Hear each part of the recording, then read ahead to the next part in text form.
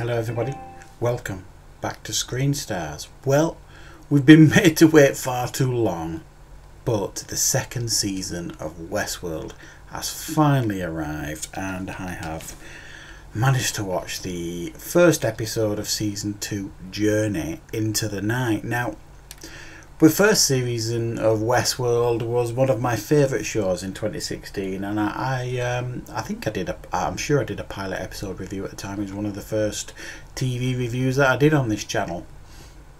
And other than a couple of teething problems with the series, I thought the show found its feet very quickly and gave us a really creative and inventive show that kept you guessing for the majority of this of the 10-episode first series, and I found it highly entertaining and enjoyable. So I was very excited for season 2, but also very intrigued as to where they're going to go with this now. After what we saw at the end of season 1, the massacre that happened, where is this going to lead into season 2?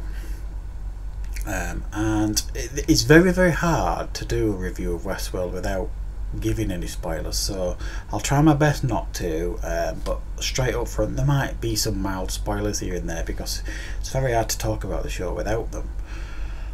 And essentially what we get with this is, one of the things I think with the show is its genius, but also its flaw maybe in some people's eyes, is the fact that it's almost like Lost. Remember how Lost used to be? It kept you guessing and got really frustrating because it used to give you more questions than answers. This show reminds me an awful lot of Lost in that way. It keeps giving you questions. Every time it answers something, it gives you another 2 questions almost. And that was my main feeling from this first episode, was it was again giving you more questions than answers. And what we get essentially at the start of this is you do see the aftermath. You see Bernard on a beach. He's rescued by these military guys. They obviously don't know he's a host. And then you start seeing these flashbacks as to straight after the massacre what happened to the guests at the party that have been slaughtered by the hosts, and Bernard and Tessa Thompson's character are trying to escape with some other guests, and they end up heading underground. Bernard's malfunctioning quite seriously, and he has to almost like repair himself on the fly without letting people know he's a host. But there's also something going on with Tessa Thompson's character. She's responsible for trying to get this information out in the last series. You know, this data that they're trying to get out of the park, probably for military reasons, I'm guessing. And then we've got Dolores and Teddy, the 2 hosts, running riot in the park, killing indiscriminately.